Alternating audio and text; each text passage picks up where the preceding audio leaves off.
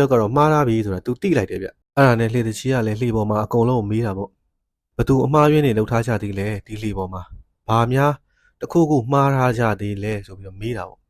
မေးတော့မောင်ရှင်ကလည်းသူ့အရင်တုန်းကဂရီပေးခဲ့ဘူးတဲ့ကိစ္စကိုသူကိုယ်တိုင်ကမေ့နေတာဗျအဲ့ဒါအပြင်တခြားလူတွေကလည်းတယောက်မှအမှားမလုပ်ထားကြဘူးနောက်ဆုံးမှာတော့လှေတကြီးကကြံရမရတော့ပဲနဲ့ကဲငါတို့မဲလိတ်တွေလောက်ကြမယ်မဲနိုင်မယ်မဲနိုင်ပြီးလို့မဲပေါက်တဲ့လူကနေခဲ့ရမယ်ရေထဲကိုဆင်းခဲ့ရမယ်ပေါ့လေရေထဲကိုပြစ်ချမှာဗျလှေတကြီးကဒီမိမလာကျွန်းရဲ့နတ်ကြီးရဲ့အကြောင်းကျန်းနေဆိုတဲ့အကြောင်းတွေကို तू ကကြားထားပြီးသားဆိုတော့ဒီလိုလုံးမဖြစ်တော့မယ်ဆိုပြီးတော့တွေးတာပေါ့ဗျာအဲ့ဒါနဲ့အကုန်လုံးမဲလိတ်တွေလောက်ကြမဲတွေနှိုက်ကြတာပေါ့လေဒီပေါ်မှာပါလာတဲ့လူတွေအကုန်လုံးမဲနှိုက်တယ်ပထမဦးဆုံးအချိန်မဲပေါက်တဲ့လူကမောင်ရှင်ဖြစ်နေတယ်ဗျအဲ့ဒါနဲ့လှေတကြီးကလည်းမဟုတ်သေးဘူးပြန်နှိုက်မယ်နောက်တစ်ချိန်ပြန်နှိုက်ကြပြန်ရောအဲ့ဒါလည်းမောင်ရှင်မဲထပ်ပြီးမဲပေါက်တယ်လှေတကြီးကမဟုတ်တော့ဘူးကဲထပ်နှိုက်မယ်ဟေ့ဆိုပြီးနောက်တစ်ချိန်ထပ်နှိုက်ပြန်ရောနောက်တစ်ချိန်ထပ်နှိုက်တော့လဲမောင်ရှင်မဲထပ်ပေါက်နေပြန်ရောနောက်ဆုံးမှာတော့ကြံရမရတော့ပဲနဲ့လှေတကြီးကမောင်ရှင်ကိုရေထဲကိုပြစ်ချလိုက်ရတာပေါ့ဗျာရေထဲကိုပြစ်ချလိုက်တဲ့အချိန်မှာလဲရေထဲအထိပြုံးမကျသွားပဲနဲ့လေထဲမှာနေပျောက်သွားတယ်လို့ပြောကြတယ်ဗျအဲ့လိုနဲ့လှေတကြီးတွေရောပါလာတဲ့တခြားလူတွေအကုန်လုံးကရွာကိုပြန်ရောက်သွားကြတာပေါ့ရွာလည်းပြန်ရောက်သွားရောဒေါ်ဖြူကဗမာလဲငါသားလေးဗမာလဲမောင်ရှင်ဆိုပြီးတော့မေးတာပေါ့ဗျာမေးတဲ့အချိန်လေးကြာကြောင်အကုန်လုံးကမဖြေချင်ကြဘူးလေမဖြေရကြဘူးပေါ့ဗျာဘာလို့လဲဆိုတော့သူ့သားကိုရေထဲကိုပြစ်ချခဲ့ရပြီဟိုနောက်ကြတော့လေတကြီးကလည်းမပြောလို့မှမရတာအစကနေအဆုံးအကုန်လုံးဖြစ်ချောင်းကုန်စင်ကိုပြောပြလိုက်တာပေါ့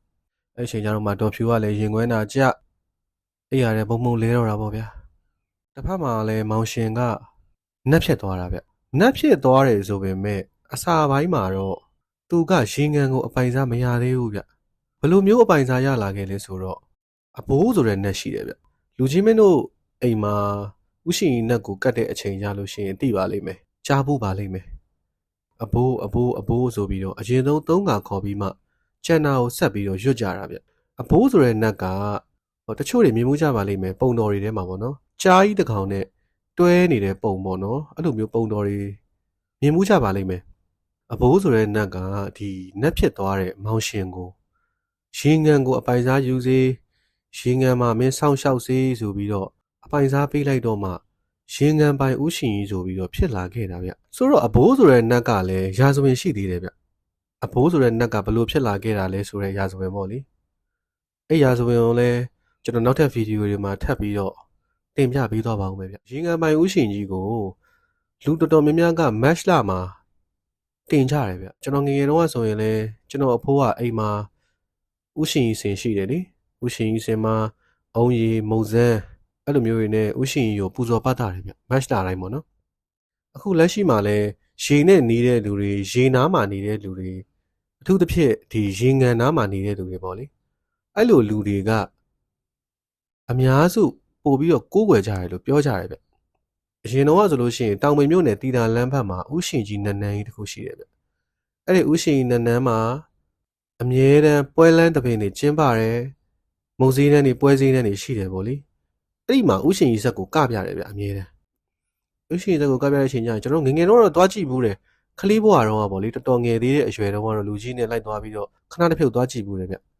အဲ့တော့ဥရှင်ကြီးကိုပင့်ဆောင်တဲ့ပုံစံမျိုးတွေဘာတွေကတော့ကျွန်တော်လည်းအစအဆုံးတော့ကျွန်တော်လည်းမရွတ်တတ်ဘူးမပြောတတ်ဘူးဆိုပေမဲ့ကျွန်တော်အခုပြောသွားတဲ့ဥရှင်ကြီးအကြောင်းကတော့90ပေါ့နော်